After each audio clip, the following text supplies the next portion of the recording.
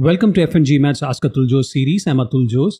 In today's episode, I have a question from a reader who asks, I have a GMAT 750 and applied to M7 schools last year, got dinged in 5 without an interview, waitlisted in 1 and rejected after an interview in 1.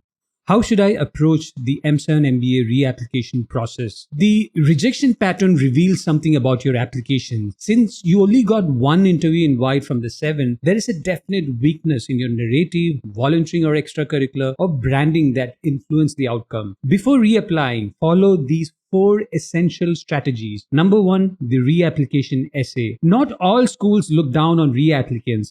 Even if most schools promote themselves by saying that from all the applications, close to 10% are reapplicants. The best place to find this is to see whether the school just has one question for reapplicants, or do they allow fresh applications with all the required and optional essays. From the M7 schools, Harvard, Stanford, Kellogg, and MIT Sloan provide reapplicants the opportunity to apply as fresh applicants, while Wharton and Booth only have one question for reapplicants. Columbia also allow reapplications on a fresh slate, but the only criterion is that the gap between the applications should be greater than 12 months. This is because Columbia has 2 entering classes, January and August. If it is just one question for reapplicants, it's an uphill task to persuade the admissions committee unless in the past year you have acquired significant and unique experiences professionally, in volunteering or through extracurricular. Number 2, goals. The most common reason for rejection are goals that are not aligned with your experiences mentioned through your professional,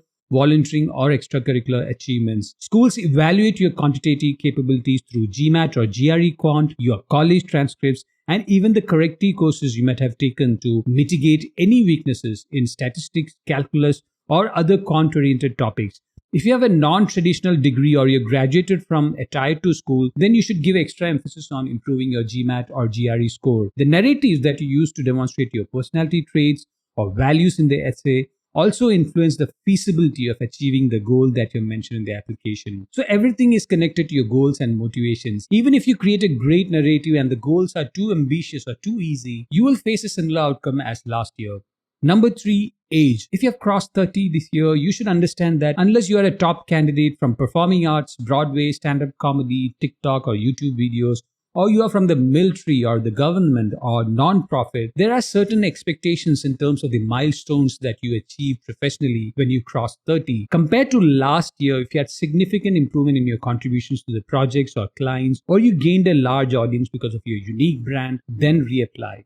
If after your non-traditional background you pivoted to another function that is not what you have mentioned in the goals essay, then again you will face rejection. Schools don't like 3 to 4 time career switchers. If the narrative is about growth or scaling, schools are much more accepting of the goals. So again, everything is related to the goals that you're mentioning. The admissions team look at your age and your previous attempts at career switching and then makes a call on whether the goals are feasible or not with an MBA. Number 4, recommenders. The narrative in your essay is half the job. The rest comes through the recommendation letters.